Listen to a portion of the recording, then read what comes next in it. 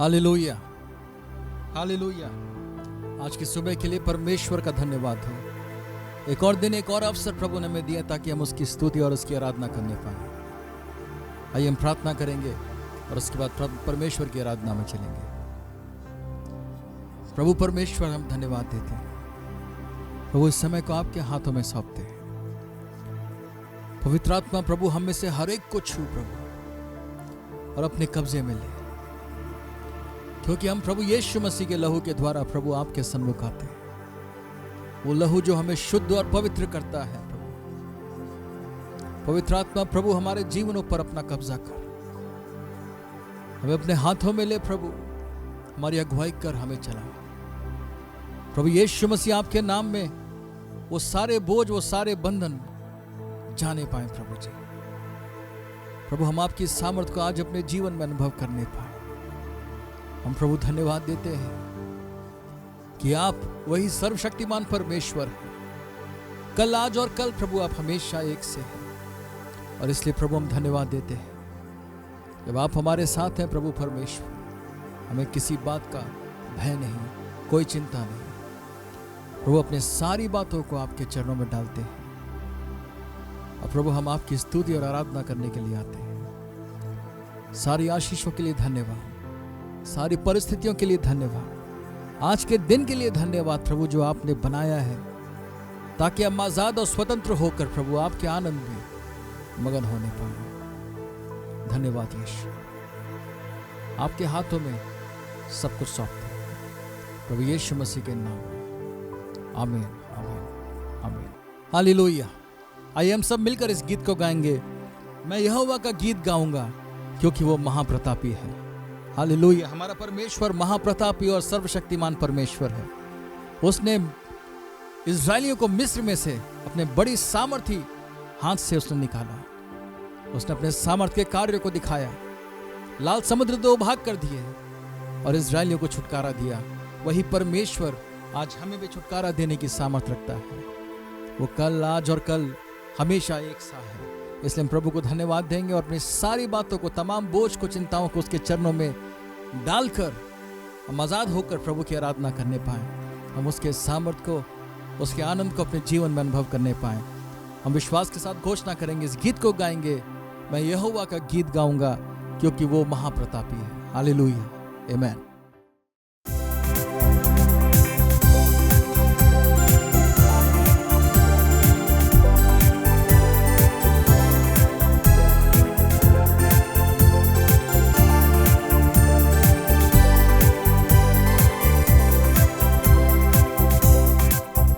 मैं यहोवा का गीत गाऊंगा क्योंकि वो महाप्रतापी है। मैं यहोवा का गीत गाऊंगा क्योंकि वो महाप्रतापी है। घोड़ों समेत सवारों को उसने समुद्र में डाल दिया है।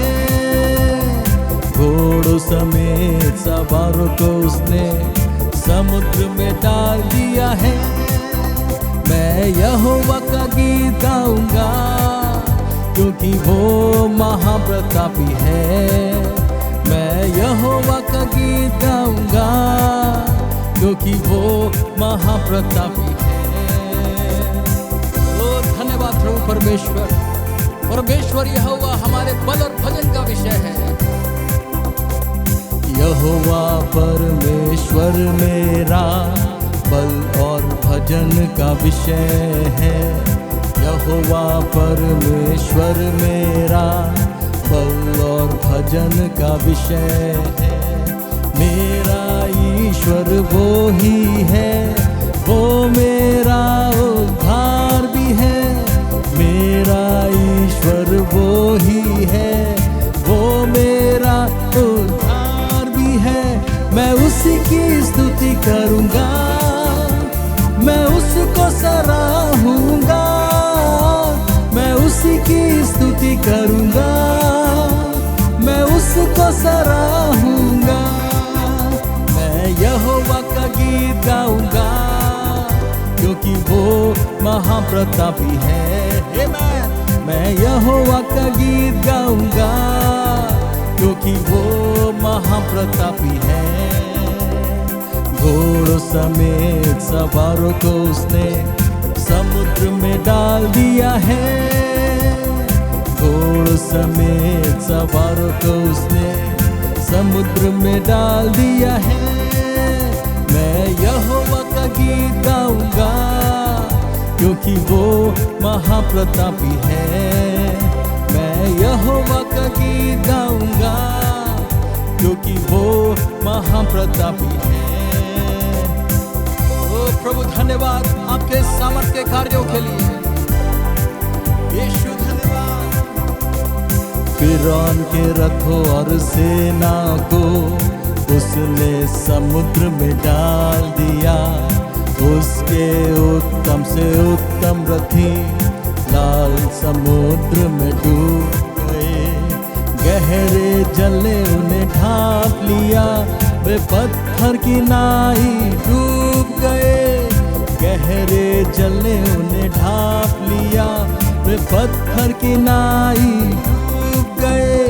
यहोवा योद्धा है, उसका नाम यहोवा है।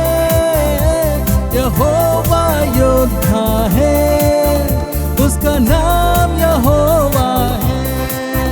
मैं यहोवा का गीत गाऊंगा क्योंकि वो महाप्रतापी है।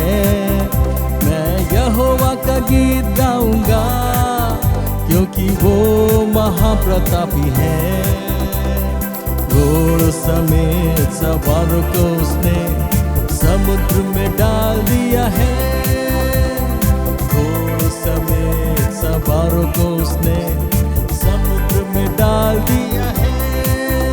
मैं यहोवा का गीत गाऊंगा क्योंकि वो महाप्रतापी है।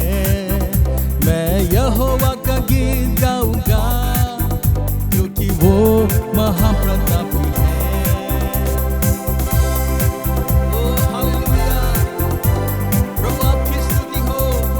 यहोवा तेरा दाहिना हाथ शक्ति में महाप्रतापी हुआ। यहोवा तेरा दाहिना हाथ शत्रु को चकनाचूर कर देता। तू अपने विरोधियों को महाप्रताप से गिरा देता। तू अपने विरोधियों को महाप्रताप से गिरा देता। तू को भड़काता है, वे भस्म हो जाते हैं। तू को भड़काता है, वे भस्म हो जाते हैं। मैं यहोवा का गीत गाऊंगा क्योंकि वो महाप्रतापी है। मैं यहोवा का गीत गाऊंगा क्योंकि वो महाप्रतापी है। घोड़ों समेत सवारों को उसने समुद्र में डाल दिया है। घोड़ों समेत सवारों को उसने समुद्र में डाल दिया है। मैं यहोवा का गीत गाऊंगा क्योंकि वो महाप्रतापी है। मैं यहोवा का गीत गाऊंगा क्योंकि वो महाप्रतापी है। प्रभु आपकी स्तुति करते हैं। प्रभु आप महान हैं, सर्वोच्च है। प्रभु जी यीशु धन्यवाद, आपके जैसा कोई नहीं। प्रभु हे यहोवा देवताओं में तेरे तुल्य कौन है। हे यहोवा देवताओं में तेरे तुल्य कौन है। महाप्रतापी भय के योग्य आश्चर्य कर्म का करता है। महाप्रतापी भय के योग्य आश्चर्य कर्म का करता है। अपनी करुणा से तूने प्रजा की अगुवाई की है। अपनी करुणा से तूने प्रजा की अगुवाई की है। मैं यहोवा का गीत गाऊंगा क्योंकि वो महाप्रतापी है। यहोवा का गीत गाऊंगा, क्योंकि वो महाप्रतापी है। घोड़ों समेत सवारों को उसने समुद्र में डाल दिया है। घोड़ों समेत सवारों को उसने समुद्र में डाल दिया है। मैं यहोवा का गीत गाऊंगा, क्योंकि वो महाप्रतापी है। मैं यहोवा का गीत गाऊंगा, क्योंकि वो महाप्रतापी है। Hallelujah, hallelujah. हमारा परमेश्वर महान और महाप्रतापी है। जो उसने पहले किया वो आज भी करने में सक्षम है। ओ प्रभु का धन्यवाद है। उसका नाम हमारी शरण स्थान है। अपने हृदय की गहराई से हम उसकी स्तुति करने पाए। वो यहोवा शालोम है, वो यहोवा शम्मा है, वो यहोवा राफा है। ओ धन्यवाद है उसके सभी नामों के लिए। वो हमारा सब कुछ है। आज की सुबह हम घोषणा करने पाए, प्रभु यीशु आप मेरे सब कुछ हैं प्रभु जी। प्रभु आपका नाम मेरा शरण स्थान है प्रभु जी। और सचमुच मैं यहाँ पर प्रभु जी बिल्कुल सुरक्षित और महफूज हूँ। हालेलुया। हम प्रभु को धन्यवाद देंगे और उसकी आराधना करेंगे।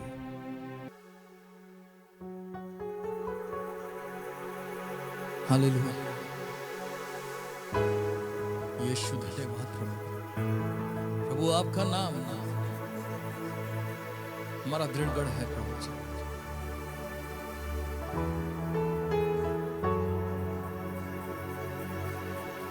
यीशु तेरा नाम मेरा शरण स्थान, हृदय से स्तुति करूंगा। यीशु तेरा नाम मेरा शरण स्थान, हृदय से स्तुति करूंगा। यीशु धन्यवाद।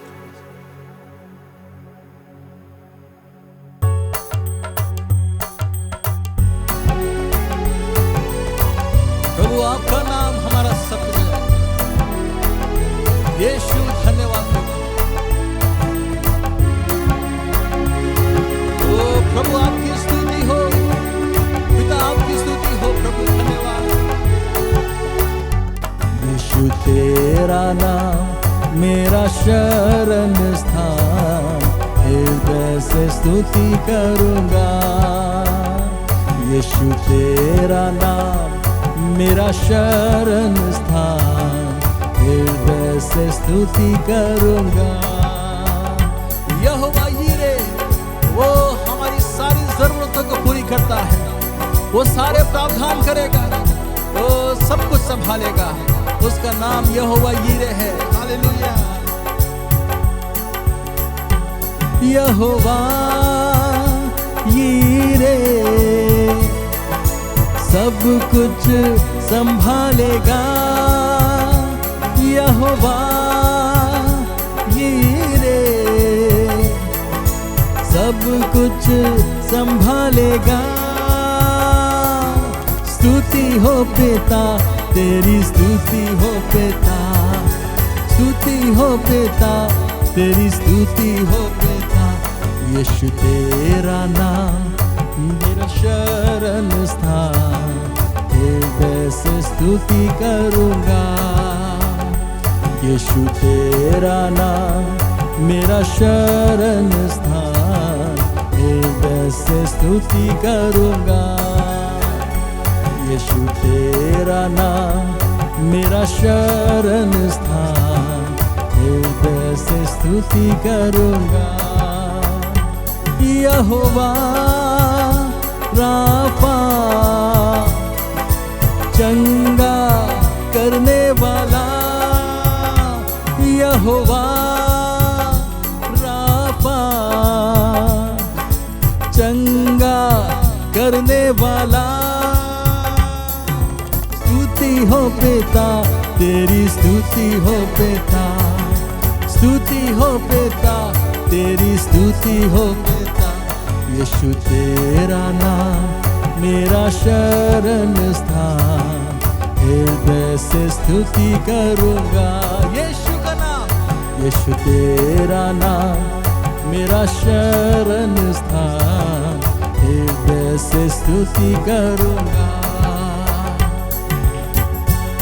यहोवा शालोम, वो अपनी शांति हमें देता है। हालेलुया। यहोवा शालोम, शांति देता है। यहोवा शालोम, शांति देता है। स्तुति हो पिता तेरी, स्तुति हो पिता, स्तुति हो पिता तेरी, स्तुति हो पिता। यीशु तेरा नाम मेरा शरण स्थान, हृदय से स्तुति करूंगा। यीशु तेरा नाम मेरा शरण स्थान, हृदय से स्तुति करूंगा। यहोवा शम्मा, वो हमारे संग संग रहता है। ओ हमें घबराने की आवश्यकता नहीं है। यीशु धन्यवाद। यहोवा शम्मा संग संग रहता है। यहोवा शम्मा संग संग रहता है। नहीं घबराएंगे, नहीं घबराएंगे, नहीं घबराएंगे, नहीं घबराएंगे। यीशु तेरा नाम मेरा शरण स्थान, हृदय से स्तुति करूंगा। यीशु तेरा नाम मेरा शरण स्थान, हृदय से स्तुति करूंगा। यहोवा निसी, वो हमेशा हमें विजय देता है। ओ घोषणा करेंगे और धन्यवाद देंगे, वो हमारे साथ है। यहोवा निसी हमेशा विजय देता। यहोवा निसी हमेशा विजय देता। स्तुति हो पिता तेरी, स्तुति हो पिता, स्तुति हो पिता तेरी, स्तुति हो पिता। यीशु तेरा नाम मेरा शरण स्थान, हृदय से स्तुति करूंगा। यीशु तेरा नाम मेरा शरण स्थान, हृदय से स्तुति करूंगा। यीशु तेरा नाम मेरा शरण स्थान, हृदय से स्तुति करूंगा। यीशु तेरा नाम मेरा शरण स्थान, हृदय से स्तुति करूंगा।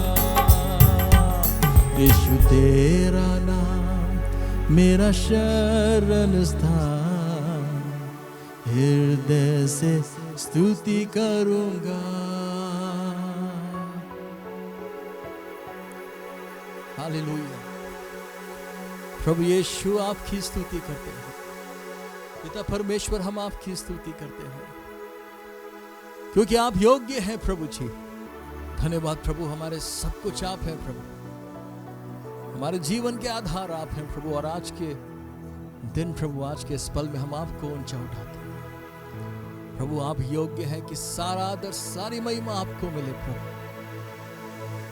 आप योग्य हैं कि सबसे ऊंचे पर प्रभु आप उठाए जाए। हमारी सारी आराधना और स्तुति के योग्य आप हैं प्रभु जी। प्रभु, हम आपके योग्य चाल अपने जीवन में चलने पाए प्रभु जी। आपकी योग्यता के अनुसार जीवन के एक एक पल में प्रभु हम जीने पाए प्रभु। आपकी योग्यता के अनुसार प्रभु हम चलने पाए। हमारी बातों में, हमारे कार्यों में, हमारे चाल चलन में प्रभु आपकी योग्यता दिख नहीं पाए, झलक नहीं पाए प्रभु। प्रभु आप योग्य हैं, आप सबसे महान हैं प्रभु जी। प्रभु हम आपको धन्यवाद और स्तुति देते हैं यीशु, हालेलुया। सारा आदर सारी महिमा प्रभु हम आपको देते हैं प्रभु। आप सबसे ऊंचे पर हैं प्रभु, आपका नाम सबसे ऊंचा है। सब नामों में सबसे ऊंचा और सबसे श्रेष्ठ नाम हमारे प्रभु यीशु मसीह का नाम। वो प्रभु हम आपको धन्यवाद देते हैं, धन्यवाद।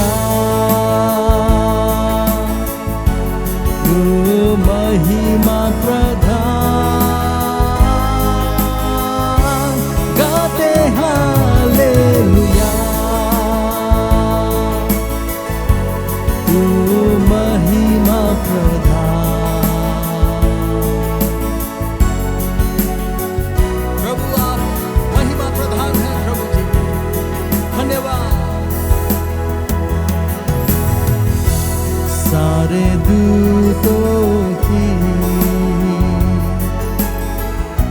स्तुति तू है, हर जुबां पर भी नाम तेरा है, सारे नामों से राजाओं से सारी शक्ति से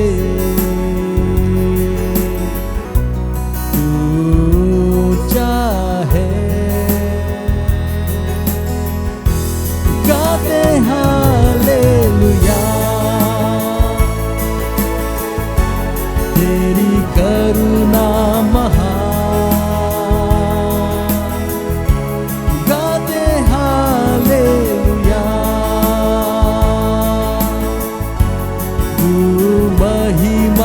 प्रधान, गाते हालेलुया, तेरी करुणा महान, गाते हालेलुया, तेरी महिमा प्रधान, गाते हालेलुया,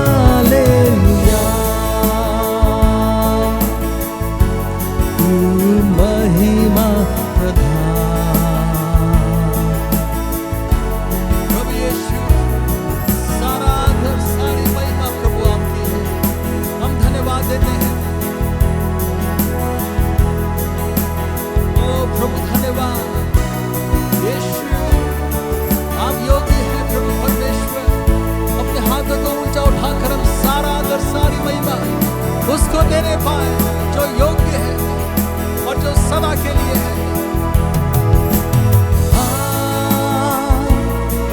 हालेलुया, हालेलुया,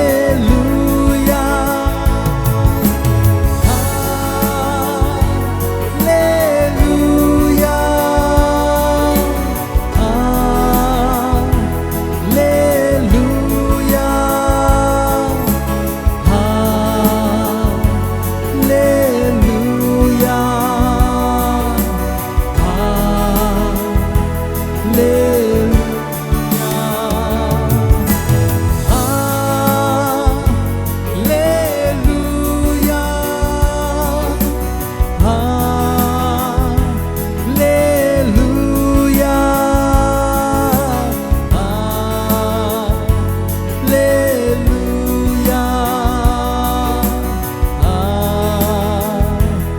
हालेलुया,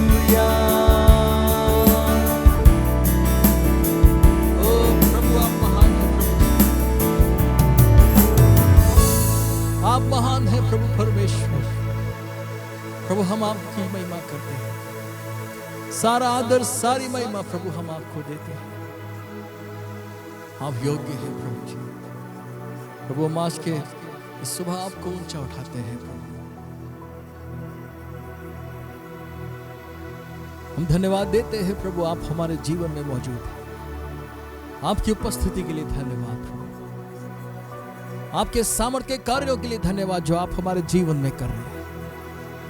पवित्र आत्मा, वो भला कार्य जो आपने हमारे जीवन में आरंभ कर दिया था, उसे आप पूरा कर रहे हैं प्रभु। धन्यवाद, धन्यवाद यीशु, धन्यवाद यीशु, धन्यवाद। हम धन्यवाद देते हैं इस समय के लिए। सब कुछ आपके चरणों में अर्पण करते हैं। अपने वचन के द्वारा प्रभु हमारे हृदयों से बात कर, हमारे जीवनों को बदल प्रभु जी। पवित्र आत्मा, हम आपसे भरने पाए, आपकी सामर्थ्य से भरने पाए प्रभु। धन्यवाद प्रभु जी, प्रभु यीशु मसीह के नाम में, आमीन, आमीन। ये समय है कि हम परमेश्वर के वचन से पढ़ेंगे भजन संहिता 39, सॉम्स 39। मैंने कहा, मैं अपनी चाल चलन में चौकसी करूंगा, ताकि मेरी जीभ से पाप न हो। जब तक दुष्ट मेरे सामने है, तब तक मैं लगाम लगाए अपना मुंह बंद किए रहूंगा। मैं मौन धारण कर गूंगा बन गया और भलाई की ओर से भी चुप्पी साधे रहा, और मेरी पीड़ा बढ़ गई। मेरा हृदय अंदर ही अंदर जल रहा था। सोचते सोचते आग भड़क उठी।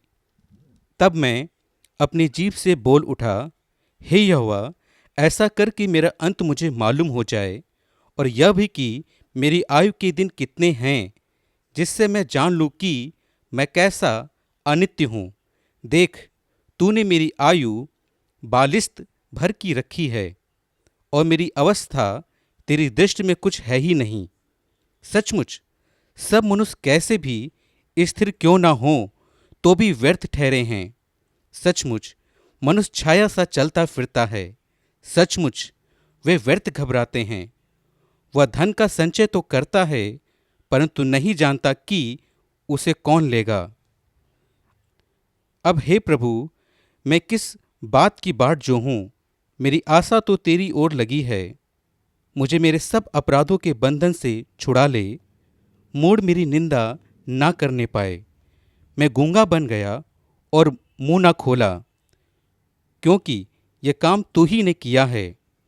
तूने जो विपत्ति मुझ पर डाली है, उसे मुझसे दूर कर दे, क्योंकि मैं तो तेरे हाथ की मार से भस्म हुआ जाता हूँ। जब तू मनुष्य को अधर्म के कारण दांत डपट कर ताड़ना देता है, तब तू उसकी सुंदरता को पतंगे के समान नष्ट करता है। सचमुच सब मनुष्य व्यर्थ अभिमान करते हैं। हे यहोवा, मेरी प्रार्थना सुन और मेरी दुहाई पर कान लगा। मेरा रोना सुनकर शांत ना रहे, क्योंकि मैं तेरे संग एक परदेसी यात्री के समान रहता हूँ और अपने सब पुरखाओं के समान परदेसी हूँ। आह, इससे पहले कि मैं यहाँ से चला जाऊँ और ना रह जाऊँ, मुझे बचा ले, जिससे मैं प्रदीप्त जीवन प्राप्त करूँ। परमेश्वर अपने वचन के पढ़े जाने और सुने जाने पर आशीष दे। आमीन। Hallelujah, hallelujah. आज के दिन के लिए हम परमेश्वर का धन्यवाद देते हैं। इससे पहले कि हम प्रभु के वचन में जाएं, आइए हम सब अपने सरों को झुकाकर हम प्रभु के सामने जाएंगे, प्रार्थना करेंगे ताकि परमेश्वर का वचन हमारे हृदयों में अधिक से अधिक जाने पाए, बसने पाए, वचन को हम समझने पाए, हमारे मन की आंखें ज्योतिर्मय होने पाए और हमारा जीवन बदलने पाए। आइए हम प्रार्थना करेंगे। प्रभु परमेश्वर, हम धन्यवाद देते हैं प्रभु आज के दिन के लिए, इस अवसर के लिए प्रभु, जब आपके वचन पर हम अध्ययन और मनन करने जा रहे हैं। प्रभु हम धन्यवाद देते हैं प्रभु परमेश्वर, हम में से जितने भी इस समय प्रभु इस आवाज़ को सुन रहे हैं, प्रभु जितने भी हम यहाँ पर इस वीडियो को देख रहे हैं प्रभु परमेश्वर, हम में से हर एक जन प्रभु परमेश्वर सचमुच प्रभु पवित्र आत्मा आपके कब्जे में होने पाए। प्रभु हमारा हृदय प्रभु आपके द्वारा तैयार किया जाने पाए। प्रभु जी पवित्र आत्मा प्रभु हमारे हृदय को छू, प्रभु शुद्ध कर प्रभु परमेश्वर, हमारे मनों को तैयार कर ताकि हम तेरे वचन को ग्रहण करने पाएं। प्रभु आपका वो सामर्थी वचन जिसके द्वारा प्रभु हर एक चीज की सृष्टि हुई, वो वचन आज हमारे जीवन में जाकर प्रभु हमारे जीवन को बदलने पाए। प्रभु जी प्रभु हम धन्यवाद देते हैं, धन्यवाद देते हैं। हम में से हर एक को अपने हाथों में ले और प्रभु हमें चलाओ। प्रभु आपका ये वचन आज हमारे जीवन में, हमारे हृदय की गहराई तक जाने पाए। प्रभु जी जब बोया जाता है तो 100 गुना फल प्रभु हमारे जीवनों में ये लाने पाए। सब कुछ आपके हाथों में सौंपते हैं प्रभु यीशु मसीह के नाम में, आमीन, आमीन। हालेलुया। हम आज के मनन के लिए हम निकाल लेंगे सबसे पहले मत्ती उसका 28 अध्याय, मत्ती उसका 28 अध्याय और उसके 18 से 20 पद को हम पढ़ेंगे। मत्ती 28 उसका 18 से 20 पद तक हम पढ़ेंगे और इस प्रकार से लिखा हुआ है, यीशु ने उनके पास आकर कहा, स्वर्ग और पृथ्वी का सारा अधिकार मुझे दिया गया है, इसलिए तुम जाओ, सब जातियों के लोगों को चेला बनाओ और उन्हें पिता, पुत्र और पवित्र आत्मा के नाम से बपतिस्मा दो और उन्हें सब बातें जो मैंने तुम्हें आज्ञा दी हैं मानना सिखाओ, और देखो मैं जगत के अंत तक सदा तुम्हारे संग हूं। आमीन। स्वर्गारोहण से पहले पर प्रभु यीशु मसीह के अंतिम शब्द जो उन्होंने अपने चेलों से कहे, और इससे पहले प्रभु यीशु मसीह स्वर्ग की ओर उठा लिए गए, जो ये बातें प्रभु यीशु मसीह ने अपने चेलों से कही, ये बहुत ही ज्यादा महत्वपूर्ण थी और इसी के द्वारा आने वाले समय में प्रारंभिक कलीसिया की स्थापना होने वाली थी। और प्रभु यीशु मसीह ने अपने चेलों से कहा, स्वर्ग और पृथ्वी का सारा अधिकार मुझे दिया गया है। सारा अधिकार प्रभु यीशु मसीह को दिया गया है। सारा अधिकार, स्वर्ग और पृथ्वी, सिर्फ स्वर्ग की बात नहीं हो रही है, स्वर्ग और पृथ्वी का सारा अधिकार, इंग्लिश में लिखा ऑल अथॉरिटी। इस पृथ्वी पर ऐसा कुछ नहीं है जो यीशु के अधिकार क्षेत्र में नहीं आता हो। इसलिए आज सबसे पहली खुशखबरी यह है, सारा अधिकार प्रभु यीशु मसीह के हाथ में है।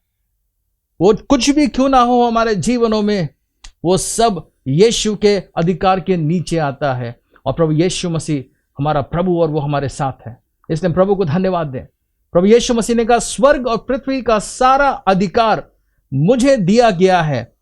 इसलिए का मतलब, क्योंकि स्वर्ग और पृथ्वी का सारा अधिकार यीशु के पास है, प्रभु कह रहे हैं इसलिए तुम जाओ। इसलिए डरने की कोई जरूरत नहीं है, सारा अधिकार मेरे पास है। तुम जाओ और जातियों के लोगों को चेला बनाओ और उन्हें पिता और पुत्र और पवित्र आत्मा के नाम से बपतिस्मा दो। और इसके बाद ये और भी सबसे ज्यादा महत्वपूर्ण शब्द आते हैं, और उन्हें सब बातें जो मैंने तुम्हें आज्ञा दी हैं मानना सिखाओ, और देखो मैं जगत के अंत तक सदा तुम्हारे संग हूं। प्रभु यीशु मसीह ने कहा, स्वर्ग और पृथ्वी का सारा अधिकार मुझे दिया गया है, इसलिए तुम जाकर सबको चेला बनाओ, सब जातियों के लोगों को चेला बनाओ, उन्हें पिता पुत्र पवित्र आत्मा के नाम से बपतिस्मा दो और उन्हें वो सब बातें जो मैंने तुम्हें आज्ञा दी हैं मानना सिखाओ। इन बातों का हम स्मरण रखें। सारा अधिकार यीशु मसीह के पास है, इसलिए प्रभु यीशु मसीह ने कहा तुम जाओ और सब जातियों के लोगों को चेला बनाओ, उन्हें पिता पुत्र और पवित्र आत्मा के नाम से बपतिस्मा दो और उन्हें सब बातें जो मैंने तुम्हें आज्ञा दी हैं मानना सिखाओ। दूसरे शब्दों में, जब सवाल यह उठता है यीशु का चेला कौन है, यीशु का चेला कौन है, इन पदों के अंदर हम देख पाते हैं कि यीशु का चेला कौन है। यीशु का चेला वो व्यक्ति है जो प्रभु यीशु की सारी आज्ञाओं को मानता है और दूसरों को भी उन्हें मानना सिखाता है। चेला और कोई नहीं, चेला वो है जो प्रभु यीशु की सारी आज्ञाओं को जानता है, मानता है, उनका पालन करता है और दूसरों को भी उन सारी आज्ञाओं की शिक्षा देता है और उन्हें उनका पालन करना सिखाता है। यदि ऐसा हम नहीं कर रहे हैं तो हम यीशु मसीह के चेले नहीं हैं। एक और पद को हम देखेंगे, यूहन्ना उसका 8 अध्याय और उसके 31 से 32 पद में लिखा हुआ है। तब यीशु ने उन यहूदियों से जिन्होंने उस पर विश्वास किया था कहा, यदि तुम मेरे वचन में बने रहोगे तो सचमुच मेरे चेले ठहरोगे। तुम सत्य को जानोगे और सत्य तुम्हें स्वतंत्र करेगा।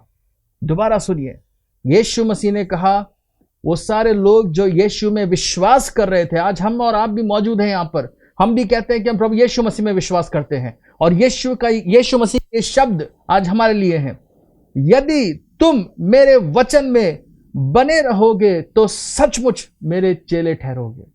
यदि मैं और आप प्रभु यीशु के वचन में नहीं बने हुए हैं, यदि हम उसका वचन नहीं जानते, यदि हम उसके वचन को समझते नहीं हैं, यदि उसके वचन पर मनन नहीं करते, उसके वचन को समझते नहीं, जानते नहीं, उसका पालन नहीं करते, तो हम और आप यीशु के चेले नहीं हैं। एक और पद को हम देखेंगे, उसके बाद अपने मुख्य विषय पर आएंगे। यूहन्ना उसका 14 अध्याय और उसके 21वें पद को निकालेंगे।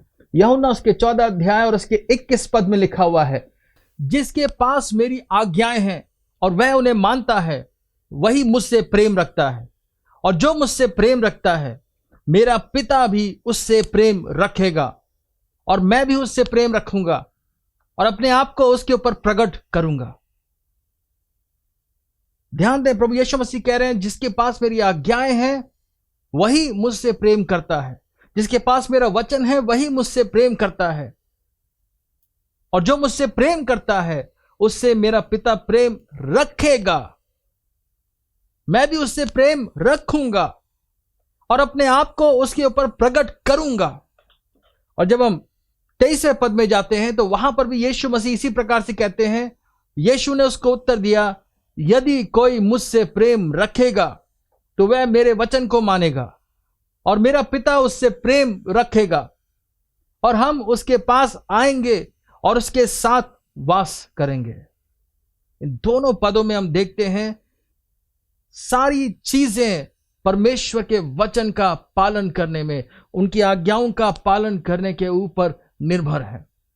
और यहां प्रभु कह रहे हैं, जो इसके पास मेरा वचन है और जो उसका पालन करता है वही सचमुच मुझसे प्रेम करता है, और जो मुझसे प्रेम करता है मैं भी उससे प्रेम करूंगा। करूंगा का मतलब यह नहीं है कि पहले प्रभु प्रेम नहीं करते थे, क्योंकि यूहन्ना 3:16 में लिखा है, परमेश्वर ने जगत से ऐसा प्रेम किया।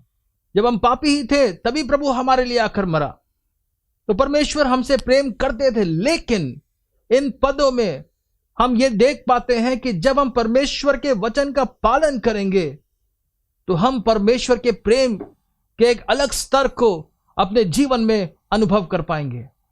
तब सचमुच वो समय होगा जब हम उसके प्रेम की लंबाई को, चौड़ाई को, ऊंचाई को, गहराई को अपने जीवन में अनुभव कर पाएंगे। हम सचमुच उसको देख पाएंगे, अपने जीवन में महसूस कर पाएंगे। ये वो समय की बात हो रही है। लेकिन चाहे वो यूहन्ना 14 अध्याय हो, चाहे वो यूहन्ना उसका 8 अध्याय हो, चाहे मत्ती उसका 28 अध्याय हो, इन सभी पदों में जब हम देखते हैं तो एक चीज इन सब में कॉमन है, एक समान बात इन सब में देखते हैं, और वो है परमेश्वर के वचन का पालन करना। परमेश्वर का वचन, उसको परमेश्वर की आज्ञाओं को जानना, मानना, समझना, उसका पालन करना कितना ज्यादा जरूरी है। यहां तक कि यदि मैं ये काम नहीं करता हूं तो मैं यीशु का चेला नहीं हूं, क्योंकि प्रभु ने कह दिया जो मेरी आज्ञाओं को मानता है सचमुच वो मेरा चेला ठहरेगा। और प्रभु ने कह दिया जो मेरे वचन का पालन करता है वही मुझसे प्रेम करता है। परमेश्वर की आज्ञाओं का पालन करना या परमेश्वर के वचन पर मनन करना, उसको समझना और उसका पालन करना कितना ज्यादा जरूरी है। यह जीवन और मृत्यु की बात है। हमें अपने आप से सवाल पूछना चाहिए, हमें अपने आप से यह सवाल पूछना चाहिए, अपनी जांच पड़ताल करनी चाहिए और अपने आप से पूछना चाहिए कि मैंने यीशु को किस प्रकार से ग्रहण किया, मैंने यीशु को क्यों ग्रहण किया अपने जीवन में। क्या मैंने सिर्फ आशीषें प्राप्त करने के लिए मैंने प्रभु को ग्रहण किया? क्या मैंने अपनी बीमारी से, अशांति से छुटकारा पाने के लिए ग्रहण किया? क्या मैंने इसलिए ग्रहण किया ताकि जब समस्याएं आए तो यीशु उसको दूर करने पाए? जब मैं बीमार हो जाऊं तो प्रभु यीशु हमें ये चंगा करने पाए, मेरी जरूरतें पूरी होती रहें? क्या इसीलिए मैंने यीशु के जीवन में ग्रहण किया? कितने सारे मसीह विश्वासी हैं जो आज बस इसी प्रकार का जीवन जी कर रह गए हैं। यीशु मसीह एक मददगार मात्र बनकर रह गए हैं, वो जीवन के आधार नहीं बन पाए हैं। लेकिन परमेश्वर का वचन साफ कहता है यीशु का चेला वो नहीं है जो हर संडे चर्च जाता है, जो हर प्रचारक के संदेश को सुनता है। नहीं, यीशु का चेला सिर्फ ये लोग नहीं, यीशु का चेला वो है जो प्रभु की आज्ञाओं का पालन करता है। हमें अपने आप से पूछना चाहिए कि अगर मैं यीशु मसीह में विश्वास करता हूं तो परमेश्वर का वचन मेरे जीवन में किस स्थान पर है। हमने प्रभु यीशु मसीह को अपने जीवन में क्यों ग्रहण किया था? हमने इसलिए ग्रहण किया था क्योंकि यीशु मसीह मार्ग, सत्य और जीवन है, क्योंकि उसके अलावा दूसरा कोई मार्ग नहीं है। वही जीवन है और वही सत्य है, और यही कारण है कि हमने यीशु को अपने जीवन में ग्रहण किया। जो आशीषें है, चंगाई है, हमारी जरूरतों का पूरा होना है, ये सब कुछ समय की बातें हैं। लेकिन परमेश्वर का वचन, लिखा हुआ है आकाश और पृथ्वी टल जाएंगे लेकिन प्रभु का वचन कभी नहीं टलेगा। आदि में वचन था और वचन परमेश्वर था। और जब हम वचन के साथ जुड़ते हैं, जब हम वचन के साथ संगति करते हैं, जब हम वचन का पालन करते हैं तो हम परमेश्वर के साथ एक हो जाते हैं। इससे बड़ा सुखद अनुभव अपने जीवन में आप कोई और नहीं कर सकते। हालेलुया। प्रभु का वचन कहता है अनंत जीवन उस सच्चे अद्वैत परमेश्वर को जानना है, और परमेश्वर को हम उसके वचन के द्वारा ही जान सकते हैं। हम मसीह में तभी बने हुए हैं जब हम उसके वचन में बने हुए हैं। हालेलुया। और इसीलिए यह बहुत जरूरी है कि हम परमेश्वर के वचन पर प्रतिदिन मनन करें, प्रभु के वचन के साथ समय बिताएं। और आज का हमारा विषय यह है, प्रभु के वचन पर हम मनन किस प्रकार से करें। कुछ बुनियादी बातों को हम देखेंगे, 4 बुनियादी बातों को हम देखेंगे कि प्रभु यीशु मसीह के वचन पर हम मनन कैसे करें। लेकिन इससे पहले कि उन 4 बातों को देखें, मैं बताना चाहता हूं प्रभु का वचन रोमियो 10:17 में कहता है विश्वास सुनने से और सुनना परमेश्वर के वचन से आता है। विश्वास सुनने से और सुनना परमेश्वर के वचन से आता है। परमेश्वर के वचन के द्वारा ही आपका विश्वास बढ़ता जाएगा। आप बिना प्रभु के वचन के आप नहीं कह सकते कि मैं विश्वास करता हूं और मैं विश्वासी हूं। नहीं, परमेश्वर के वचन में यदि आप बढ़ते जाएंगे तभी आप विश्वास में भी बढ़ते जाएंगे। बिना प्रभु के वचन के आप विश्वास में नहीं बढ़ सकते, क्योंकि विश्वास किसी ठोस तथ्य पर करना है और वो ठोस तथ्य, वो सच्चाई परमेश्वर का वचन है। हालेलुया। प्रभु के वचन पर ही हम विश्वास करते हैं। विश्वास सुनने से और सुनना परमेश्वर के वचन से होगा। आज हम बहुत सारी आवाजों को सुनते हैं। आज हम YouTube में बहुत सारे वीडियोस को देख रहे हैं, बहुत सारे प्रचारकों को हम सुनते हैं, अपने अपने पासवान के संदेशों को हम सुनते हैं। अच्छी बात है, अच्छी बात है, लेकिन परमेश्वर के वचन को अपने जीवन में प्राप्त करने के लिए आप सिर्फ YouTube पे या परमेश्वर के दास के संदेशों पर ही निर्भर नहीं रह सकते। इनसे एक छोटी मात्रा में आपके जीवन में प्रभु का वचन पहुंचता है, लेकिन परमेश्वर का वचन आपके जीवन में तब सबसे ज्यादा पहुंचता है जब आप स्वयं प्रभु के वचन को लेकर आप परमेश्वर के सामने जाते हैं, जब आप स्वयं प्रभु के वचन पर मनन करना शुरू करते हैं।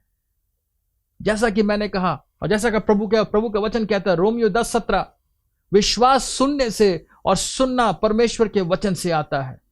परमेश्वर का वचन हर समय आपको कैसे सुनाई देगा? बाकी सारी आवाजें कुछ समय के लिए होती हैं, लेकिन आपकी अपनी आवाज आप अपने अंदर सुनते रह सकते हैं। इसलिए आपका स्वयं प्रभु के वचन पर मनन करना, उसका अंगीकार करना, उसको समझना बहुत जरूरी है। परमेश्वर के वचन का अध्ययन करना, उस पर मनन करना बहुत ही ज्यादा जरूरी है, क्योंकि उसके बिना परमेश्वर के साथ हम संबंध नहीं रख सकते हैं। हमें प्रभु के वचन पर मनन करना है, रात दिन मनन करना है। जैसे कि परमेश्वर ने यहोशू से कहा, परमेश्वर के वचन, उसकी व्यवस्था पर रात दिन चित्त लगाए रहो, ना दाएं मुड़ना ना बाएं मुड़ना। वही आज प्रभु हमसे भी कहता है। उसका वचन ही हमारे लिए सब कुछ है। परमेश्वर के वचन पर मनन करने के लिए 4 बुनियादी बातें हम देखेंगे, 4 बिंदुओं पर हम ध्यान देंगे। और भी बहुत सारी बातें हैं, लेकिन आज सिर्फ इन 4 बुनियादी बातों पर हम ध्यान देंगे। और इससे पहले कि हम पहले उस बात पर जाएं, मैं बताना चाहता हूं, परमेश्वर के वचन के सन्मुख जब आप जाते हैं तो किस मंशा के साथ हम प्रभु के वचन के सामने जाते हैं। यदि हमारे मन में यह है कि प्रभु के वचन से आज मैं एक चैप्टर रीड कर लूंगा, आज एक चैप्टर पढ़ लूंगा, आज एक अध्याय पढ़ूंगा और थोड़ा सा मैं ज्ञान प्राप्त कर लूंगा, सिर्फ ज्ञान प्राप्त करने के लिए, सिर्फ नॉलेज प्राप्त करने के लिए यदि प्रभु के वचन के पास जा रहे हैं तो वो गलत है। यदि मैं सिर्फ प्रतिदिन बाइबल का एक चैप्टर निकाल के पढ़ता हूं ताकि मैं अपने आप में धर्मी महसूस करूं, गलत है। यदि अच्छा महसूस करने के लिए बाइबल पढ़ता हूं, गलत है। ये सारी बातें नहीं होनी चाहिए। जब प्रभु के वचन के सामने जाएं तो प्रभु के सामने प्रार्थना में बैठे, अपने आप को नम्र करें। परमेश्वर का वचन आपको आपके पाप दिखाएगा। पवित्र आत्मा अपने वचन के द्वारा आपको निरुत्तर करेगा।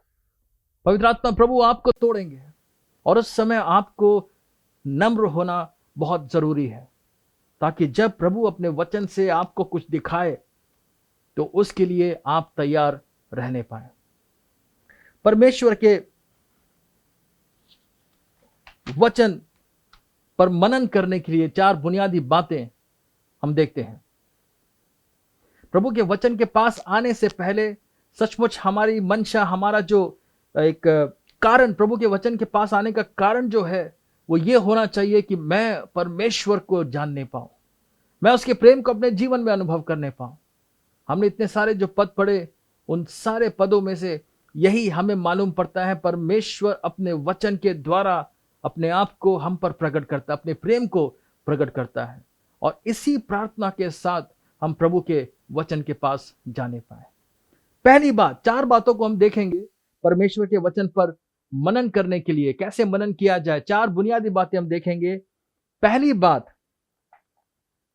वचन का ज्ञान, परमेश्वर के वचन का ज्ञान। यदि वचन हमने पढ़ा ही नहीं होगा तो हमें पता कहां से होगा। और मैं कहानी कई बार मैं बता चुका हूं यहां अपनी कलीसिया में। एक पासबान थे और एक विश्वासी थे जो काफी दिनों से कलीसिया नहीं आ रहे थे। और पासबान जो है, पास्टर जो है, वो अपने उस विश्वासी को विजिट करने जाते हैं, उसके घर जाते हैं और वहां पे जाते हैं तो पता चलता है कि कई सारी समस्याओं का सामना वो भाई कर रहा था, और वो पास्टर उनसे बात करते हैं, उनको काउंसलिंग करते हैं, वचन से बहुत सारी चीजों को समझाते हैं, उनको उत्साहित करते हैं, एनकरेज करते हैं। और करीबन 1-1.5 घंटा पूरा वचन से समझाने के बाद, प्रार्थना करने के बाद, जब पास्टर उठ के जाने लगे, तब वो भाई पास्टर से कहते हैं, मेरे जीवन में इतनी सारी समस्याएं क्यों आ रही हैं पता नहीं, लेकिन जरूर मैंने पिछले जन्म में कुछ पाप किए होंगे। और जैसे ही पास्टर ने सुना, उन्हें ऐसा लगा जैसे वो ऊपर से नीचे आकर गिर गए। वो भौचक्के रह गए। वो ये सोचने लगे, मैं इसको वचन की बड़ी गहरी बातें समझाने की इतनी देर से कोशिश कर रहा था, लेकिन अब मालूम पड़ रहा है इसको बुनियादी बात नहीं मालूम है। इसको यही नहीं मालूम है कि एक ही जीवन है, एक ही जन्म है।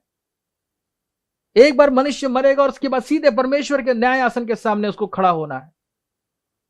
और यही परेशानी बहुत सारे विश्वासियों के साथ है। हमें वचन का ज्ञान नहीं है। वचन का ज्ञान प्राप्त करने के लिए हमें सबसे पहले परमेश्वर के वचन को उठाकर पढ़ना पड़ेगा। परमेश्वर के जो सिद्धांत हैं उसका ज्ञान हमें होना चाहिए। परमेश्वर के जो प्रिंसिपल्स हैं, प्रभु का जो वचन है, उसकी जो आज्ञाएं हैं, वो हमें तभी मालूम पड़ सकती हैं जब मैं परमेश्वर के वचन पर अध्ययन करना शुरू करूंगा, जब मैं प्रभु के वचन को प्रार्थना पूर्वक पढ़ना शुरू करूंगा, उस पर मनन करना शुरू करूंगा। और जब परमेश्वर के वचन पर हम मनन करना शुरू करते हैं, तो उसमें भी 4 बातों को हमें ध्यान में रखना जरूरी है। सबसे पहली चीज, जब प्रभु के वचन के सामने आए तो बड़ी उत्सुकता के साथ आए। मैं आपको बताना चाहता हूं, उत्पत्ति उसके 1 अध्याय में जब हम पढ़ते हैं तो बार बार आप वहां पे पढ़ते हैं, and God said let there be light. और परमेश्वर ने कहा उजियाला हो जाए, और परमेश्वर ने जो जो कहा वो सब होता गया। 6 दिन में परमेश्वर ने बोलकर सृष्टि की रचना कर डाली। आपको मालूम है परमेश्वर का वचन सामर्थी है।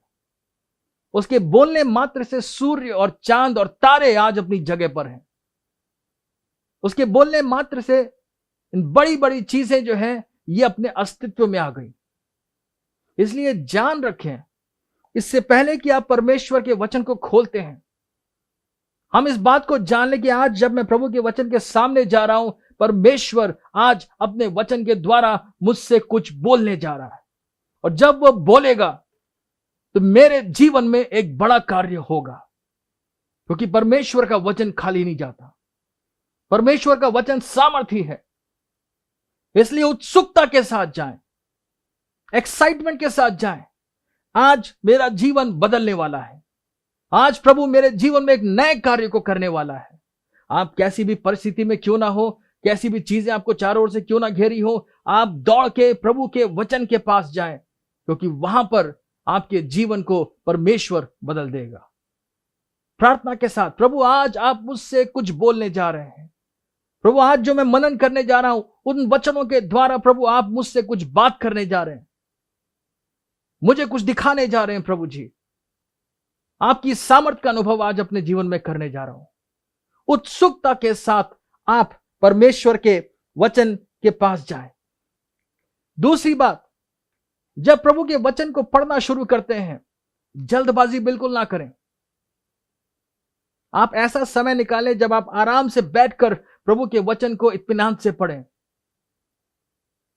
ध्यान से देखें, परमेश्वर के वचन को ध्यान से देखें, क्या लिखा हुआ है वहां पर, एक भी अक्षर ना छूटने पाए। जल्दबाजी में बिल्कुल ना पढ़ें, ध्यान लगाएं, एक एक बिंदु, एक एक कॉमा, उस पर ध्यान लगाएं। प्रभु आपके वचन से एक भी चीज छूटने ना पाए। प्रभु वहां पर आपसे कुछ बोलने जा रहा है, वो मिस ना होने पाए। आप ध्यान से देखें परमेश्वर आपसे क्या बोलने जा रहा है। प्रभु के वचन के साथ समय बिताएं, प्रभु के वचन के साथ समय बिताएं। ध्यान से देखें आप क्या पढ़ रहे हैं, क्या नहीं पढ़ रहे हैं। और जो आप पढ़ रहे हैं, तीसरी बात, उस पर विचार करें, उस पर समय बिताएं, ठहर जाएं। यह मत सोचें कि मुझे आज एक चैप्टर खत्म करना है, मुझे बस एक धार्मिकता पूरी करनी है अपनी। नहीं, यह सब ना सोचें, क्योंकि यह परमेश्वर के वचन के सामने जाने का एक गलत तरीका है। आप प्रार्थना पूर्वक आए हैं, आप परमेश्वर से सुनने के लिए आए हैं, आप बोलने के लिए नहीं आए हैं। प्रभु का वचन कहता है जब प्रभु के समीप जाओ तो सुनने के लिए जाओ, ज्यादा बोलने के लिए मत जाओ, क्योंकि परमेश्वर राजाओं का राजा, प्रभुओं का प्रभु है, वो स्वर्ग में है। इसलिए जब आप प्रभु के वचन के साथ हैं, प्रभु के वचन के सामने हैं, उस पर विचार करें। वो जो आपने ध्यान से पढ़ा है, उत्सुकता के साथ जाकर जो आपने ध्यान से पढ़ा है, ध्यान से देखा है, उस पर विचार करें। कुछ समय रुककर उस वचन पर सोचें, अपने आप से सवाल पूछें, समझें यहां पर क्या बात हो रही है। प्रभु से कहें, प्रभु ये क्या लिखा हुआ है। नहीं समझते आते, नहीं समझ में आता, प्रभु से बार बार पूछें, अपनी रिसर्च करें, अपने आप से सवाल पूछें, कौन किससे क्या कह रहा है, क्यों कह रहा है, किस लिए कह रहा है। परमेश्वर आपको दिखाएगा। प्रभु का वचन कहता है जो ढूंढेगा वो पाएगा। इससे अच्छी जगह यह वायदा पूरा नहीं हो सकता। यदि आप प्रभु के वचन में परमेश्वर के राज और उसकी धार्मिकता की खोज कर रहे हैं, आप जरूर पाएंगे। उन वचनों पर, उन पदों पर रुककर ध्यान दें, सवाल पूछें अपने आप से, उस पर विचार करना शुरू करें, खोजबीन करें, और परमेश्वर के प्रकाशन को आप पाएंगे। और जब आप ऐसा करते हैं तो चौथी चीज जो रह जाती है वो ये कि जो सत्य आज आपने जाना है उसका पालन करें। प्रभु परमेश्वर से मांगे, प्रभु से प्रार्थना करें, प्रभु ये मेरे जीवन में होने पाए, ये मेरे जीवन में होने पाए। प्रभु ये सत्य जो मैंने आज जाना है, इसके द्वारा आज मैं आजाद होने जा रहा हूं। प्रभु इस आज्ञा को जो मैंने जाना है, समझा है, प्रभु आज मैं इसका पालन करने पाऊं। जब जब आप वचन का अध्ययन करेंगे, जब जब आप प्रभु की आज्ञाओं को जानेंगे, उसका पालन करने का समय जल्दी ही आपके सामने आएगा। उत्सुकता से प्रभु के वचन के सामने जाएं, ध्यान से देखें, ध्यान से पढ़ें, उन पदों पर, उस अध्याय पर विचार करें, समय बिताएं परमेश्वर के वचन के साथ, और सबसे आखिरी बात, पालन करें। जो प्रभु के वचन से आज आपने सीखा है उसका पालन करें। और ये एक बहुत जरूरी बात है कि आप उन सारी बातों को लिखना शुरू करें। आप सिर्फ बाइबल खोल के ना बैठ जाएं, एक नोटबुक, एक डायरी भी लेके रखें, क्योंकि प्रभु आपको अद्भुत बातें दिखाएगा। परमेश्वर आपसे व्यक्तिगत रीति से बात करेगा। प्रभु अपने वचन के द्वारा आपके जीवन के लिए आपको बड़े बड़े प्रकाशन देगा, और उस समय उसको लिखना जरूरी है ताकि दोबारा आप उस पर मनन कर पाए। आमीन। परमेश्वर के वचन का ज्ञान होना पहली बात थी, वचन का ज्ञान। जो दूसरी बात है, परमेश्वर के वचन पर मनन करने के लिए जो दूसरी बात है वो है दृष्टिकोण, पर्सपेक्टिव। दृष्टिकोण, दृष्टिकोण का अर्थ यह है, आप जब परमेश्वर के वचन के सामने हैं तो आप यह प्रार्थना प्रभु से करेंगे कि प्रभु मैं आपकी दृष्टि से इस वचन को देख नहीं पाऊं। प्रभु मैं अपनी समझ का सहारा ना लेने पाऊं, मैं आपकी दृष्टि से वचन को देखने पाऊं, समझने पाऊं। परमेश्वर का वचन है, पवित्र आत्मा की प्रेरणा से वो लिखा गया है। ये वचन पवित्र आत्मा प्रभु का है, इसलिए वो जानते हैं कि उस वचन में क्या है, वो जानते हैं वहां पर क्या हो रहा है। इसीलिए सिर्फ अक्षर को पढ़ना काफी नहीं है, उसके पीछे परमेश्वर की क्या मंशा थी उसको जानना बहुत जरूरी है। हम एक पद को निकालेंगे, भजन संहिता उसका 103 अध्याय, भजन संहिता 103 और उसका 7वां पद, जिसमें लिखा हुआ है, उसने मूसा को अपनी गति और इजरायलियों पर अपने काम प्रकट किए। Psalms 103 verse 7, He made known his ways to Moses, his acts to the children of Israel. मूसा के ऊपर परमेश्वर कुछ प्रकट करते हैं और इजरायलियों के ऊपर भी कुछ प्रकट करते हैं, लेकिन दोनों के बीच में जमीन आसमान का फर्क है। लिखा हुआ है इजरायलियों को परमेश्वर ने सिर्फ यह दिखाया कि वो क्या काम कर रहे हैं, लेकिन मूसा को परमेश्वर ने दिखाया वो क्या काम कर रहे हैं और क्यों कर रहे हैं। अपनी गति परमेश्वर ने, he made known his ways to Moses. जो कार्य प्रभु कर रहे हैं वो क्यों कर रहे हैं उसकी समझ परमेश्वर ने मूसा को दी। जमीन आसमान का फर्क था। इजरायली सिर्फ देख पा रहे थे कि परमेश्वर क्या कर रहे हैं, लेकिन क्यों कर रहे हैं यह उनकी समझ में नहीं था। परमेश्वर ने उनके ऊपर प्रकट नहीं किया, लेकिन मूसा को परमेश्वर ने मूसा के ऊपर प्रकट किया, मैं जो कर रहा हूं क्यों कर रहा हूं। दोनों में जमीन आसमान का फर्क है। जब क्या की बजाय क्यों पर हम ध्यान देना शुरू करते हैं, प्रभु ये क्या लिखा है, क्यों लिखा है, प्रभु ये क्यों सिर्फ आप बता सकते हैं। प्रभु आपके दृष्टिकोण से जब मैं देखूंगा, आपकी दृष्टि से जब मैं देखूंगा, तभी इसको मैं समझ पाऊंगा। प्रभु आपने क्या चाहा, आपकी मंशा क्या थी, प्रभु आप यहां पर क्या बोल रहे हैं, यहां पर कौन सा सिद्धांत प्रभु यहां पर आ रहा है, वो प्रभु आपको बताएंगे। इसीलिए प्रार्थना पूर्वक जब प्रभु के सामने जाते हैं और प्रभु से कहते हैं, प्रभु मैं आपके दृष्टि से देखना चाहता हूं, मैं आपके दृष्टिकोण से प्रभु आपके वचन को देखना चाहता हूं, ताकि कोई गलत इंटरप्रिटेशन ना हो जाए, गलत प्रकार से ना समझ जाऊं।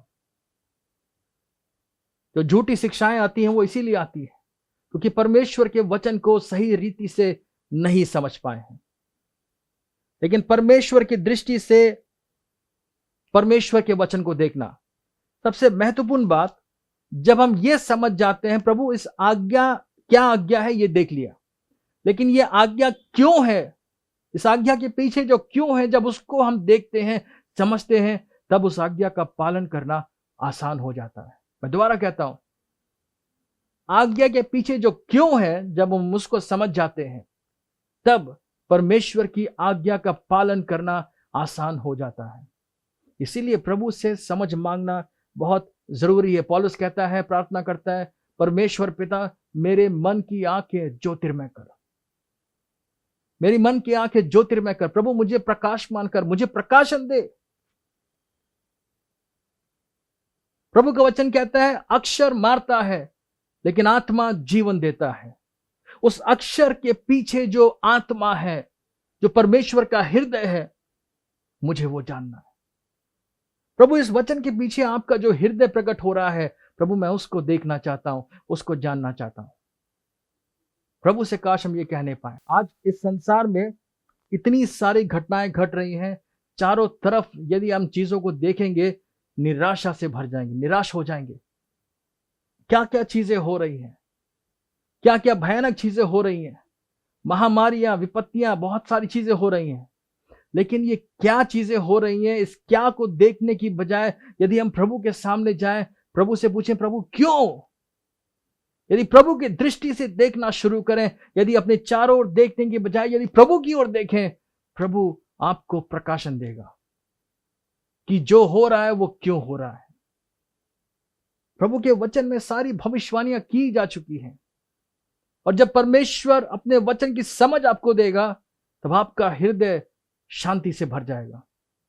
चारों ओर बहुत सारी भयानक चीजें हो रही होंगी, लेकिन आपका हृदय विश्राम अवस्था में होगा। You will be at rest.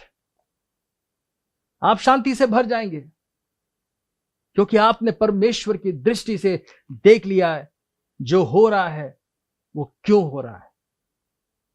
दृष्टिकोण बहुत जरूरी चीज है। आमीन।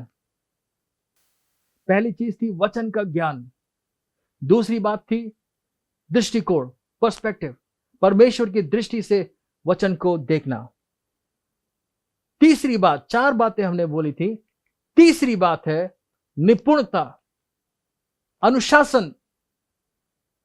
इसके बिना आप अपने जीवन में परमेश्वर के वचन में बढ़ नहीं सकते।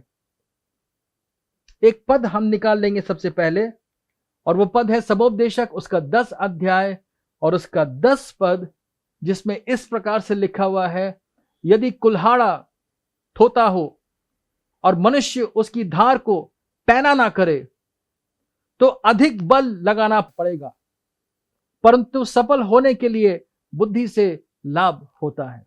आप और हम सब जानते हैं, यदि आपकी कुल्हाड़ी में या चाकू में धार नहीं है तो जोर जोर लगाते रहेंगे, आप जोर लगाएंगे, बल लगाएंगे, काम होने में बहुत मुश्किल होगी, कई बार काम होगा भी नहीं। इसीलिए कुल्हाड़ी में या चाकू हो या जो भी चीज हो, उसकी धार को पैना करना होगा। निपुणता इसी को कहते हैं।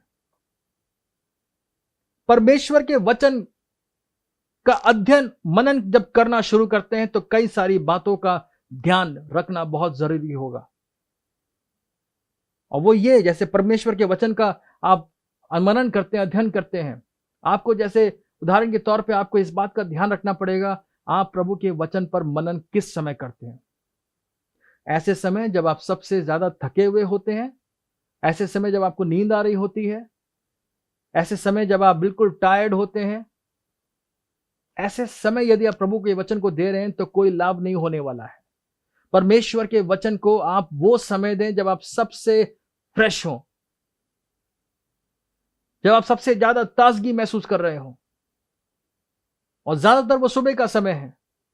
सबसे पहला समय परमेश्वर के वचन को दें, अपना बेस्ट समय प्रभु के वचन को दें। एक डिसिप्लिन बनाए, एक अनुशासन बनाए, प्रभु मुझे आपके वचन के सामने प्रतिदिन आना है। बाकी सारी चीजें कुछ भी हो जाए, बाकी कोई भी कीमत क्यों ना चुकानी पड़े, बाकी कोई चीज मिस क्यों ना हो जाए, प्रभु आपका वचन मिस नहीं हो सकता है।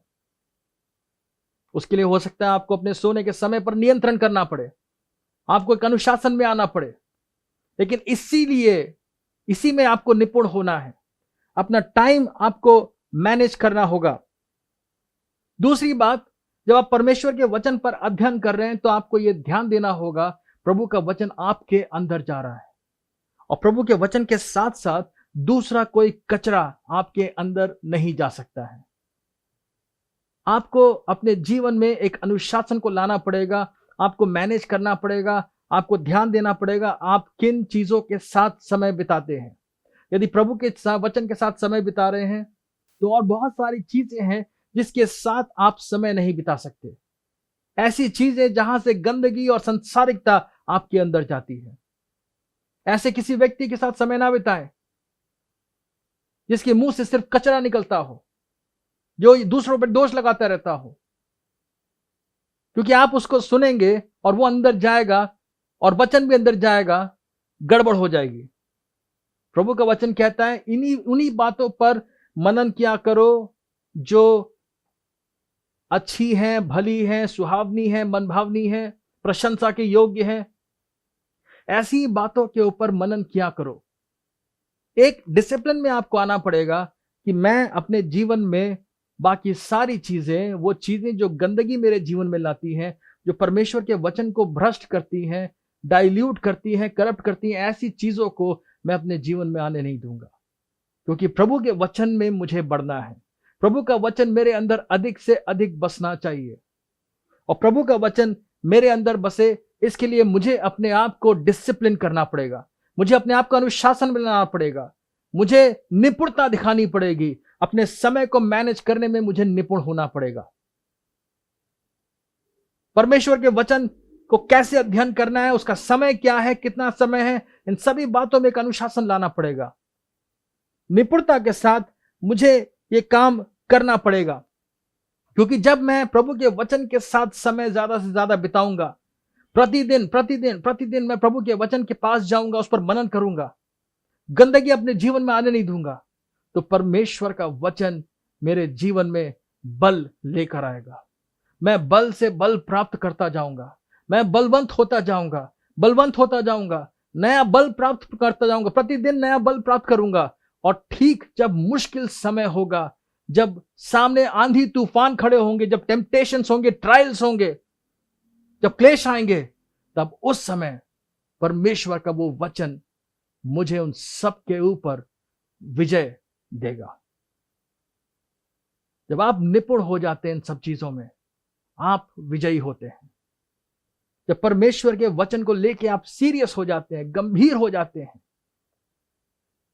तो आप बलवंत होते चले जाते हैं। आपको प्लानिंग करनी पड़ेगी। आपको यह मालूम होना चाहिए कि आपको परमेश्वर के वचन पर अध्ययन करने के लिए क्या कीमत चुकानी पड़ेगी। कई सारी चीजों की कीमत आपको चुकानी पड़ सकती है, लेकिन आप उस कीमत को जान लें, प्लानिंग करना शुरू करें। मैं कैसे अपना समय मैनेज करूं, मैं कैसे प्लानिंग करूं। यदि आपको लगता है कि आप कहीं आपके चारों ओर जो है चीजें जो है बिल्कुल आपको डिस्टर्ब कर रही है वचन पढ़ने के लिए, आप कुछ भी करिए, लेकिन वचन मनन करने के लिए आप अपना स्थान ढूंढ लें और प्रभु के साथ एकांत में समय बिताना शुरू करें। वचन मनन करना ही करना है, क्योंकि परमेश्वर उस समय आपसे विशेष बात करता है। वो समय होता है जब परमेश्वर आपके जीवन में बड़े कार्यों को करता है। आमीन। जो भी एक्स्ट्रा वेट्स हैं, अलग से कुछ भारी चीजें जो आपको दौड़ने में, आपकी दौड़ में बाधा बन रही हैं, जो परमेश्वर के वचन में बढ़ने से रोक रही हैं, आपको ऐसी चीजों को देखकर पहचानना होगा और उन्हें अपने जीवन से उखाड़ फेंकना होगा। प्रभु से मांगे, प्रभु अगुवाई करेंगे, पवित्र आत्मा प्रभु दिखाएंगे। आपको इन चीजों में निपुण होना पड़ेगा, इन चीजों में आपको अनुशासित होना पड़ेगा। परमेश्वर आपको यह अनुग्रह देगा। अपने कुल्हाड़ी को, उसकी धार को पैना करें, और जब परमेश्वर के वचन से आप भर जाएंगे तो प्रभु का वचन आपके मुंह से निकलना शुरू करेगा। परमेश्वर का वचन आपके जीवन में सचमुच यीशु मसीह को ले आएगा। इसमें निपुण हो जाए। लूका रचित सुसमाचार उसका 8 अध्याय और उसका 21 पद, यहां पर इस प्रकार से लिखा हुआ है। उसने इसके उत्तर में उनसे कहा, मेरी माता और मेरे भाई यही हैं जो परमेश्वर का वचन सुनते और मानते हैं। He replied, my mother and brothers are those who hear God's word and put it in practice. तीसरी जो बात हमने बोली थी, निपुणता, वहां पर एक और चीज आती है, प्रैक्टिस। जो प्रभु के वचन को आपने सुना है उसको लागू करना, परमेश्वर के वचन को अपने जीवन में लागू करने में निपुण होना, परमेश्वर के वचन का पालन करने में निपुण होना। और प्रभु यीशु मसीह ने साफ कहा, मेरे माता पिता भाई बहन वही हैं जो प्रभु के वचन को सुनते हैं और उसको अभ्यास में ले आते हैं, वो अपने जीवन में उसको लागू करते हैं। चौथी बात, चरित्र, कैरेक्टर। मसीह यीशु का चरित्र, वचन पर मनन करने का जो अल्टीमेट गोल है, जो लक्ष्य है, वो ये है कि मसीह यीशु का चरित्र मेरे जीवन में बनने पाए। मैं घटता जाऊं और मसीह यीशु मुझ में बढ़ते जाए। हम एक पद निकालें, गलातियों की पत्री उसका 4 अध्याय और उसका 19वां पद, जहां पर लिखा हुआ है, पौलुस कहता है, हे मेरे बालकों, जब तक तुम में मसीह का रूप ना बन जाए, जब तक तुम में मसीह का रूप ना बन जाए, तब तक मैं तुम्हारे लिए फिर जच्चा किसी पीड़ाएं सहता हूं। संसार का जो सबसे पीड़ादायक काम होता है, सबसे ज्यादा पीड़ा जहां पर अनुभव होती है, पौलुस कहता है, मैं वही पीड़ा अनुभव कर रहा हूं ताकि तुम्हारे अंदर मसीह का रूप बन जाए। यह परमेश्वर के वचन का अंतिम लक्ष्य है। यह लक्ष्य है प्रभु के वचन पर मनन करने का, कि मुझ में और आप में यीशु का चरित्र आ जाए। मैं आपको बताना चाहता हूं, यदि परमेश्वर के वचन पर समय बिताने के बाद भी मेरे जीवन में कोई बदलाव नहीं है, यदि मेरी बातें अभी भी वैसी ही हैं, यदि मेरे मुंह से गलत बातें निकलती हैं, यदि मेरे कार्य सही नहीं है, यदि मेरा व्यवहार सही नहीं है, मेरा बिहेवियर अभी भी गड़बड़ है, तो मैंने वचन के साथ कुछ नहीं किया। प्रभु का वचन मेरे अंदर नहीं गया, मेरे वचन मनन करने के तरीके में गड़बड़ है। क्योंकि वचन मनन करने का जो लक्ष्य है वो ये है कि मुझ में मसीह यीशु का चरित्र बनने पाए, प्रभु यीशु मसीह मुझ में बढ़ते चले जाने पाए। जैसा कि पौलुस कहता है, मसीह का रूप तुम में बनना जाए, तब तक मैं जच्चा किसी पीड़ाएं सहता हूं। प्रभु के जो जितने भी सच्चे दास इस संसार में हैं, वो सब कष्ट उठा रहे हैं ताकि प्रभु के जो दूसरे चेले उनके अंडर में हैं, उनके अंदर मसीह का रूप बन जाए। सारी सेवकाई इसीलिए है ताकि मसीह का रूप मेरे और आपके अंदर बन जाए। और यदि ये लक्ष्य पूरा नहीं होता है तो याद रखिए, मैं और आप प्रभु के राज्य में भी प्रवेश नहीं करेंगे। क्योंकि सबसे पहले उत्पत्ति में भी हम देखते हैं, परमेश्वर ने कहा आओ हम मनुष्य को अपने स्वरूप और समानता में बनाएं। और जब आदम ने पाप किया, उसने वो स्वरूप और समानता खो दी। और यीशु मसीह वापस इस संसार में आया ताकि वापस मैं और आप परमेश्वर के स्वरूप और समानता में आ जाए। मैं और आप आज परमेश्वर का मंदिर है। यदि मैं प्रभु के वचन पर सही रीति से मनन नहीं करता हूं, यदि प्रभु के वचन को समझ नहीं पाता हूं, यदि उसका प्रकाशन मुझे नहीं मिलता है, यदि मैं प्रभु की दृष्टि से नहीं देख पाता हूं, यदि मैं प्रभु के वचन में निपुण नहीं हो पाता हूं, अनुशासित नहीं हो पाता हूं, तो मसीह यीशु का रूप मेरे जीवन में नहीं बन पाएगा। इसीलिए प्रियो, प्रभु का वचन मेरे जीवन का सबसे महत्वपूर्ण हिस्सा है। बाकी सारी चीजों से अधिक परमेश्वर का वचन मेरे जीवन का सबसे जरूरी हिस्सा है, जरूरी चीज है। प्रभु यीशु मसीह ने तो कहा, मेरा भोजन मेरे भेजने वाले की इच्छा को पूरा करना है, मेरे पिता की आज्ञा को पूरा करना, उसकी इच्छा को पूरा करना, मेरे पिता परमेश्वर के वचन का पालन करना, वो मेरे लिए भोजन है। आज यही प्रार्थना हम करते हैं कि प्रभु ये हमारे जीवन का भी सत्य होने पाए। हमारा भोजन प्रभु आपकी इच्छा को पूरा करना होने पाए। प्रभु हम वचन मनन करने पाए प्रभु जी, सही रीति से प्रभु आपके वचन पर मनन करने पाए प्रभु जी, ताकि आपकी जो महान आज्ञा है जाकर चेला बना, वो हमारे जीवन में पूरा हो। हम स्वयं चेला बनने पाए और चेला बनाने पाए। प्रभु आपकी आज्ञाओं को हम जानकर उसको मानने पाए, आपसे प्रेम करने पाए, आपके प्रेम को अपने जीवन में अनुभव करने पाए और दूसरों को भी प्रभु आपके पास लेकर आए। सबसे बड़ी बात, जब मुझ में और आप में यीशु मसीह दिखाई देना शुरू होंगे, इस संसार में क्रांति आ जाएगी। मेरे और आपके द्वारा जब प्रभु यीशु मसीह दिखाई देना शुरू हो जाएंगे, बड़ा कार्य होना शुरू हो जाएगा। प्रारंभिक कलीसिया में उन्नति का कारण ही यही था। बार बार आप देखते वहां लिखा है, परमेश्वर का वचन फैलता गया, परमेश्वर का वचन बढ़ता गया। आज मेरे और आपके जीवन में, हमारी कलीसियाओं में परमेश्वर का वचन बढ़ने पाए, फैलने पाए, क्योंकि इसी के द्वारा मसीह यीशु का रूप हमारे जीवन में बनता चला जाएगा। और एक ऐसा क्षण आने पाए जब संसार आपको आपके नाम से नहीं देखे, बल्कि आपके अंदर यीशु को देखने पाए। जब यीशु का चरित्र आपके जीवन से दिखाई देना शुरू करेगा, सब कुछ बदल जाएगा। जहां परमेश्वर का चरित्र है, वहां परमेश्वर की सामर्थ्य है, वहां परमेश्वर का अभिषेक है, सब कुछ है।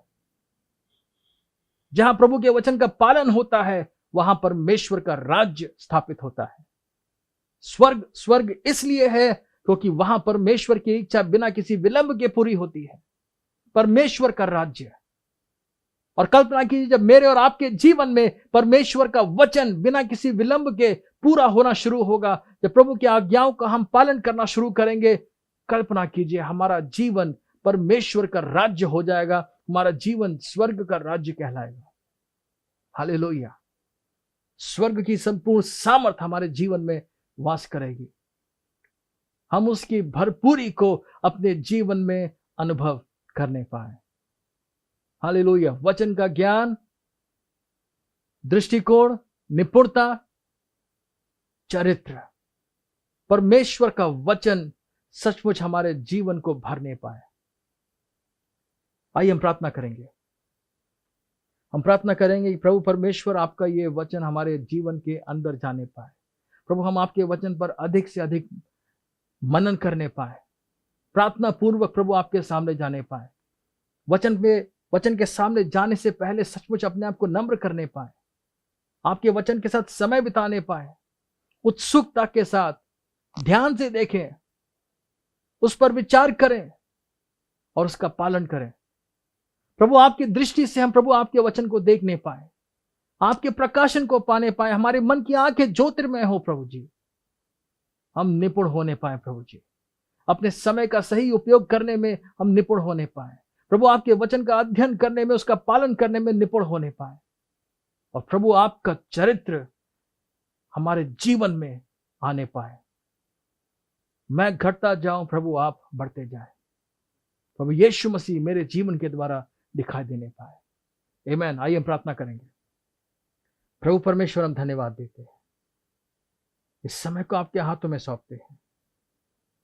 पवित्र आत्मा, सचमुच आप अपने वचन को हमारे जीवन में अधिक से अधिक बसाना चाहते हैं प्रभु। प्रभु, आज हम नम्रता पूर्वक आपके सामने आते हैं, अपने आप को आपके चरणों में डालते हैं प्रभु जी, अर्पण करते हैं प्रभु। आपके वचन पर मनन करने के लिए प्रभु हम सचमुच अपने आप को समर्पित करते हैं। सही रीति से प्रभु आपके वचन पर मनन करने के लिए अपने आप को समर्पित करते हैं। सिर्फ कोई बाइबल रीडिंग नहीं प्रभु जी, बल्कि सचमुच आपके वचन के साथ एक मुलाकात प्रभु, आपके वचन की गहराई में उतरने के लिए प्रभु। प्रभु, आपके वचन के द्वारा आपसे आपके दर्शन करने के लिए प्रभु जी, आपके वचन के द्वारा आपके प्रेम को अपने जीवन में अनुभव करने के लिए प्रभु, आपके वचन के द्वारा आपके हृदय को जानने के लिए प्रभु, हम सचमुच अपने आप को समर्पित करते हैं। पवित्र आत्मा प्रभु, हमें अपने हाथों में ले प्रभु जी, अपने हाथों में ले, हमारी अगुवाई कर, हम में से हर एक को प्रभु वचन में दृढ़ कर प्रभु, हम वचन में बढ़ते जाएं प्रभु, बल पे बल प्राप्त करते जाएं प्रभु जी, बलवंत होते चले जाएं और मसीह यीशु के समानता स्वरूप में ढलते चले जाएं, ताकि पिता परमेश्वर आप कहने पाए, ये मेरा प्रिय पुत्र है जिससे मैं सबसे अधिक प्रसन्न हूं। प्रभु, सचमुच हमारा जीवन आपको प्रसन्न करने पाए प्रभु, हम सब कुछ आपके हाथों में सौंपते हैं प्रभु यीशु मसीह के नाम में, आमीन। परमेश्वर का प्रेम, प्रभु यीशु मसीह का अनुग्रह, पवित्र आत्मा की सहभागिता हम सबों के साथ हमेशा होती रहे। आमीन, आमीन।